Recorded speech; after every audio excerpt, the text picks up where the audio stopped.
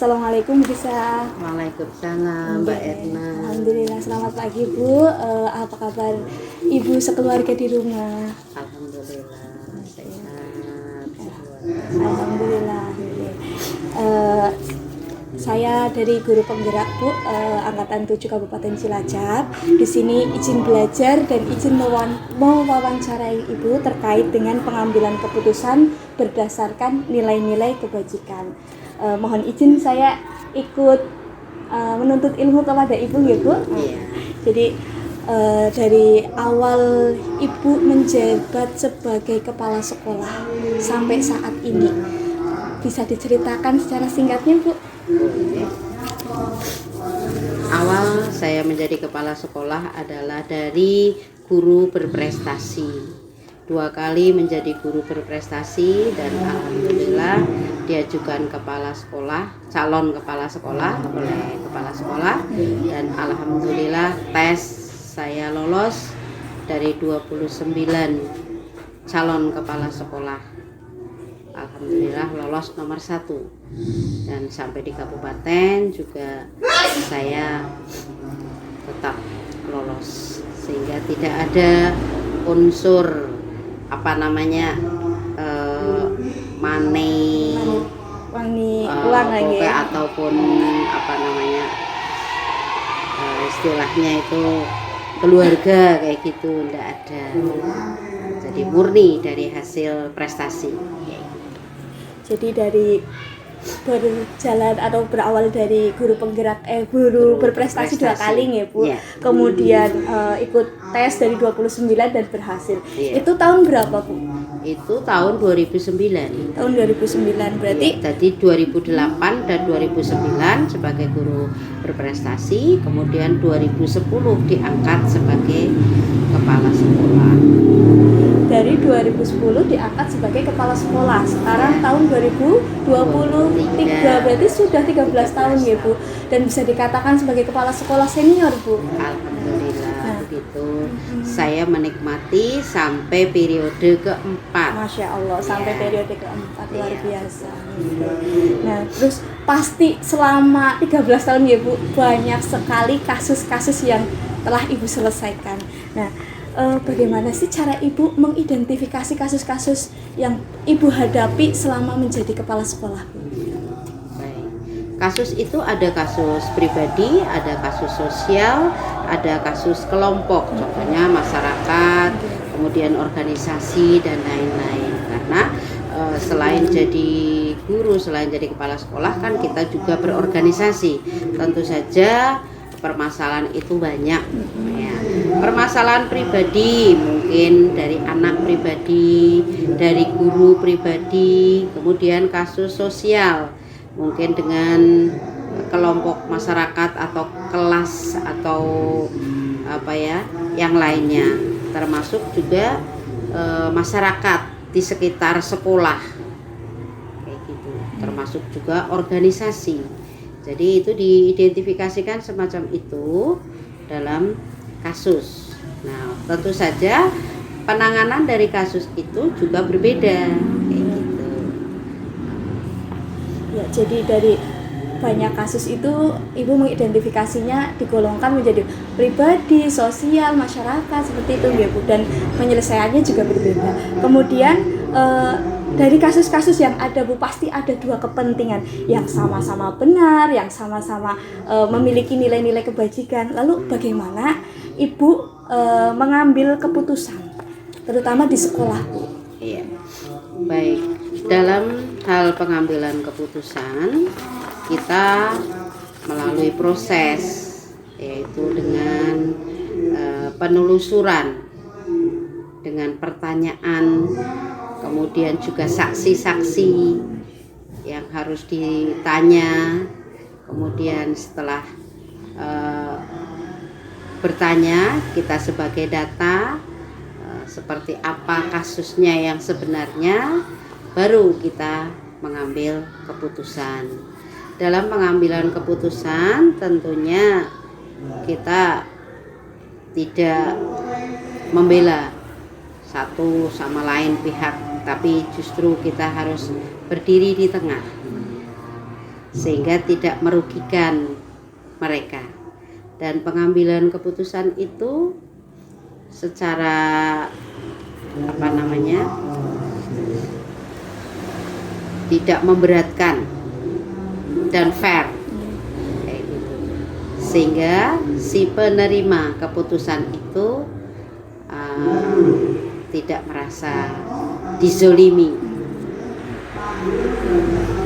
Baik, berarti tidak merugikan, kemudian fair Salah dan satu pihak, iya. dan tidak memberatkan yang diambil keputusan. Lalu langkah-langkah atau prosedur apa saja yang biasanya Ibu lakukan? Ya, seperti itu tadi saya ceritakan bahwa langkahnya adalah kita mewawancarai mereka yang bermasalah, kemudian kita juga mewawancarai saksi-saksi, kayak gitu, sehingga baru kita akan mempelajari dan kita ambil keputusan.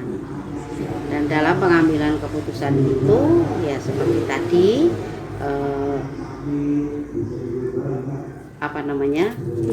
tidak merugikan. Oke.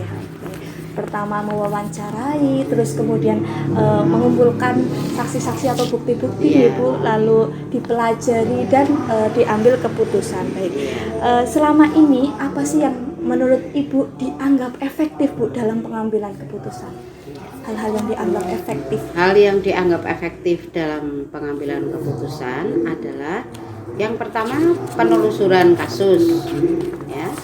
Penelusuran kasus, kemudian tadi dengan wawancara dan pengumpulan data, kemudian dipelajari, ya, dari hasil wawancara itu dipelajari, kemudian baru diambil keputusan.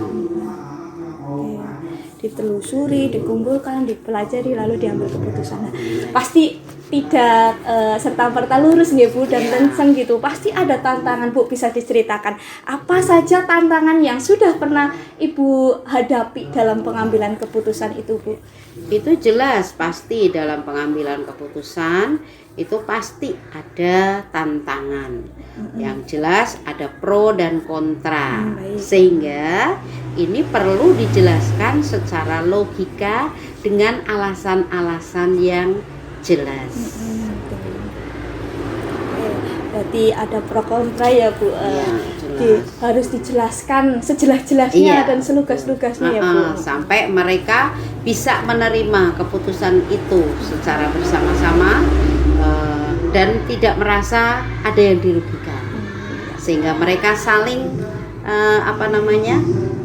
menerima dan introspeksi diri. Oh ya benar, oh saya memang seperti itu, berarti saya salah. Jadi yang salah bisa mengakui kesalahannya, yang benar juga tidak akan sombong. Baik, terima kasih, Bu. Terus lalu adakah tata kelola, Bu, atau jadwal dalam pengambilan keputusan misalnya, ataukah Ibu langsung mengambil keputusan di kala itu, atau ada sebuah jadwal nanti besok saya ambil keputusan besok atau besoknya lagi seperti itu, atau ada waktu tertentu, Bu? Itu tergantung kasusnya. Kalau memang urgent tentunya akan segera diambil keputusan, tapi tetap tidak melupakan wawancara dan saksi-saksi.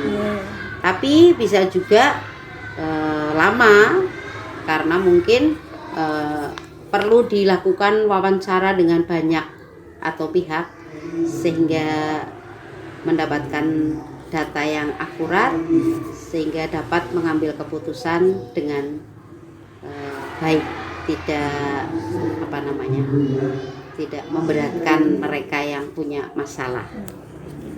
Gantung kasusnya ya, Bu, ada yang ketika itu bisa diputuskan, langsung bisa diputuskan walaupun tidak melupakan langkah-langkah yang Ibu lakukan. Itu tadi bagus sekali. Terus yang satunya lagi bisa ada jangka waktu tertentu ketika pengambilan keputusan, ya, Bu. Dan mungkin itu untuk kasus-kasus yang memang perlu dipelajari lebih dalam, lebih berat, lebih mungkin perlu banyak saksi dan lain sebagainya. Dan yang penting dan lebih utama adalah kejujuran dari kedua belah pihak, kejujuran dalam wawancara itu, sehingga tidak berbelit-belit kayak gitu loh. dijawab dengan sejujurnya, tidak dibuat-buat, tidak didramatisir kayak gitu. Baik, tadi bercerita tentang tantangan ya Bu. Nah sekarang apa saja hal-hal atau faktor-faktor yang mempermudah Ibu dalam pengambilan keputusan? Ya, tadi itu. Jadi dalam wawancara itu, kalau mereka jawabnya jujur, akan secara cepat bisa diambil kesimpulan.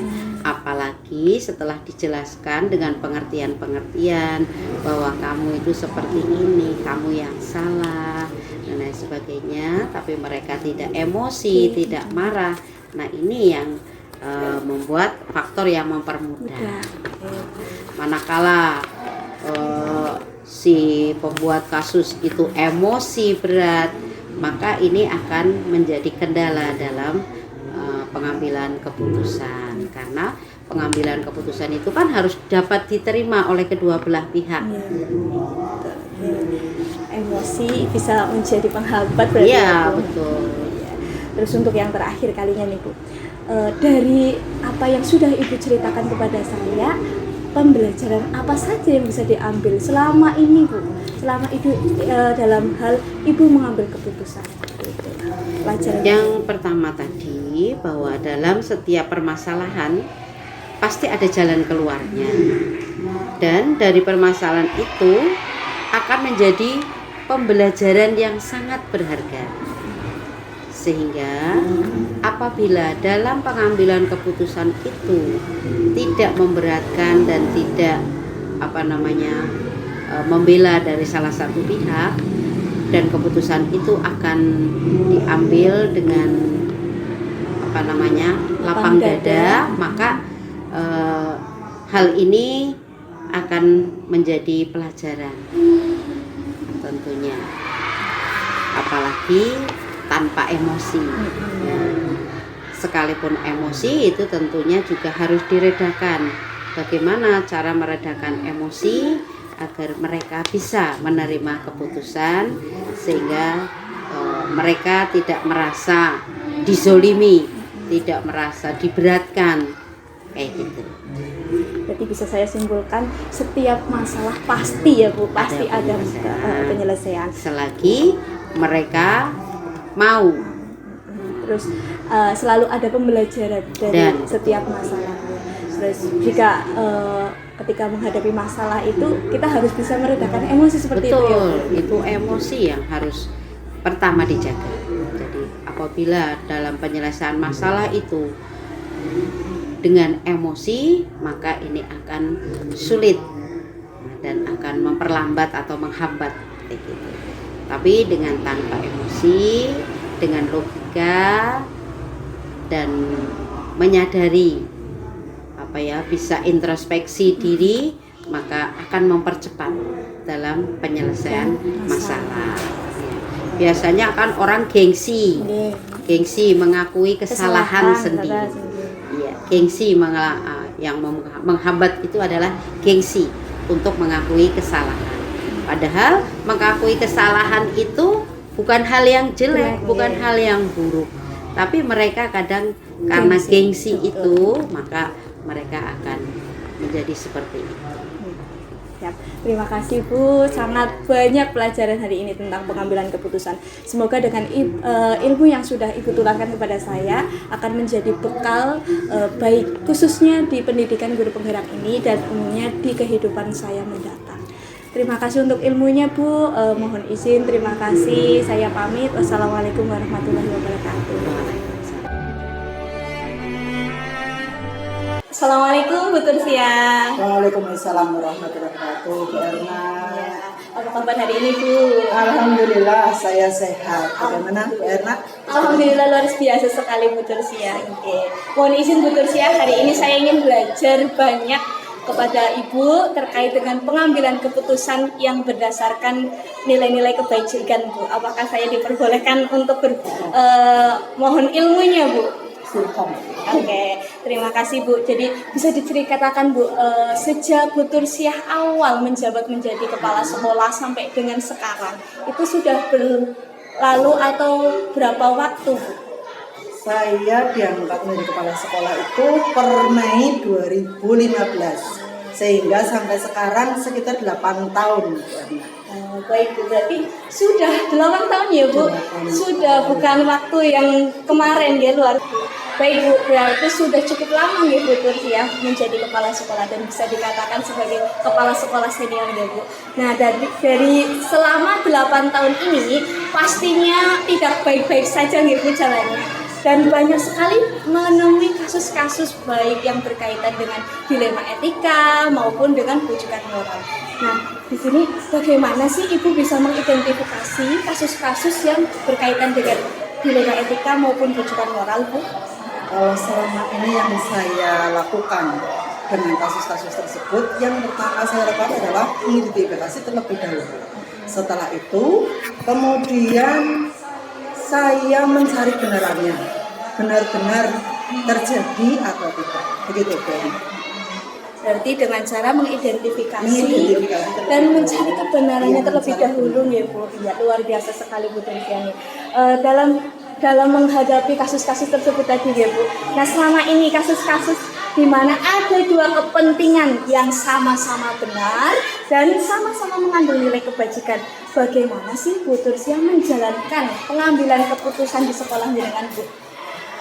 Kalau ada dua kasus yang sama-sama benar, nah, saya akan mengambil keputusan dengan tidak merugikan baik itu sekolah ataupun nama baik sekolah. Oke, berarti dengan tidak merugikan sekolah dan nama baik sekolah. Lalu apa saja langkah-langkah ataupun prosedur seperti apa yang biasa Ibu lakukan dalam menghadapi itu, Bu? Prosedur yang saya lakukan karena biasanya saya mengambil langkah-langkah dalam memutuskan suatu masalah itu dengan menganalisis kebermanfaatan dan keuntungan bagi sekolah untuk setiap pengambilan keputusan. Berarti dalam mengambil langkahnya itu menganalisis terlebih dahulu ya Bu, kebermanfaatannya, apa keuntungannya terhadap sekolah ya. Kemudian hal-hal apa saja yang selama ini Ibu lakukan dan dianggap efektif dalam pengambilan keputusan tersebut Bu, dalam kasus-kasus dilema etika. Hal-hal yang selama siap Bu. Berarti dengan cara menganalisis kebermanfaatan dan keuntungan bagi sekolah untuk keputusan yang diambil ya Bu. Lalu kemudian hal apa saja sih yang menurut Ibu efektif dalam pengambilan keputusan pada kasus-kasus dilema etika Bu? Kalau yang menurut saya anggap efektif dalam pengambilan keputusan itu jika terjadi misal mengandung kepentingan yang sama-sama benar, itu saya pertama mendiskusikan dengan teman-teman terutama yang lebih senior dari yang lain atau yang lebih lebih kompeten. Misal yang contoh gampang, ketika ada pembahasan tentang kelas 6, ujian sekolah, berarti saya mendiskusikannya dengan guru kelas 6 gitu. Baik, berarti dengan cara mendiskusikan ya, Bu. Jadi diharapkan itu nanti akan menimbulkan kebermanfaatan ya Bu. Lalu hal-hal apa saja yang selama ini menjadi tantangan dalam pengambilan keputusan dalam kasus-kasus tersebut Bu? Tantangannya kira-kira apa? Kalau tantangan ya Pak, ketika saya memutuskan yang berkaitan dengan perasaan. Ya, kalau dengan perasaan itu rasanya gimana gitu. Terus apakah ada jadwal tertentu atau tata kala dalam sebuah penyelesaian kasus Bu? Atau Ibu sering menyelesaikan kasus di tempat atau memiliki jadwal tertentu dalam menyelesaikannya? Dalam bentuk prosedur atau apapun, atau dalam satu waktu Ibu putuskan atau memang besok atau kapan lagi bisa begitu? Tergantung kalau saya sendiri ya Bu. Saya kalau menyelesaikan masalah, memang masalah itu harus segera diselesaikan. Jadi mana masalah yang harus diselesaikan terlebih dahulu, mana yang memang membutuhkan waktu. Sehingga saya tidak punya jadwal khusus harus diselesaikan berapa hari, berapa waktu. Menurut apa ya, kepentingan. Berarti Ibu tidak memiliki jadwal khusus ya. Jadi kita lihat kepentingannya itu. Jika memang suatu waktu harus urgen harus diputuskan pada waktu itu juga ya Bu.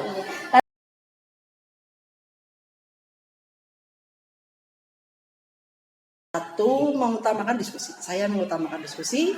Yang kedua, saya menggali potensi yang kita miliki. Kemudian yang ketiga, mengikut sertakan orang-orang yang memang berkepentingan atau berkompeten di dalamnya. Kemudian yang berikutnya, rasa persaudaraan yang tinggi sehingga masalah yang timbul akan lebih cepat terselesaikan. Berarti kita harus menggali potensi yang kita miliki Bu, terus mengikut sertakan orang-orang yang berkompeten, mengutamakan diskusi, dan utamanya yaitu rasa persaudaraan sehingga masalah yang kita hadapi bisa terpecahkan dengan cepat.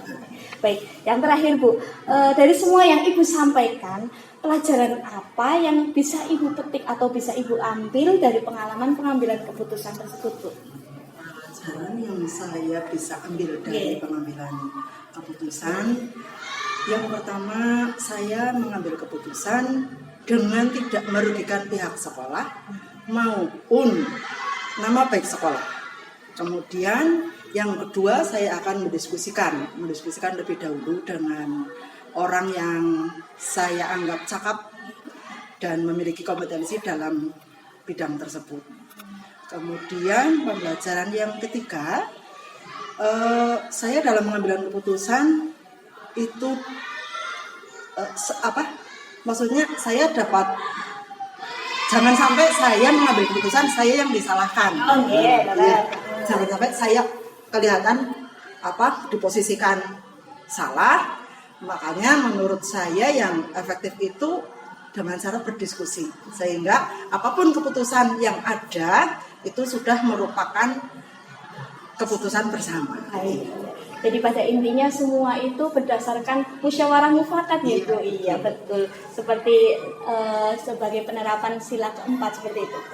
Ya. Untuk segala waktu dan ilmunya dalam pagi hari ini, Ibu bisa berbagi ilmu kepada saya terkait dengan pengambilan keputusan yang biasa Ibu lakukan di sekolah ini. Semoga dengan ilmu yang telah Ibu tularkan kepada saya nantinya bisa menjadi bekal saya di masa mendatang dan khususnya di program pendidikan guru penggerak ini. Terima kasih. Kebetulan saya cuma mengucapkan terima kasih. Saya hanya bisa membantu seperti ini Bu Erna. Semoga penjenengan sukses. Sehat selalu ya Bu. Terima kasih. Assalamualaikum warahmatullahi wabarakatuh.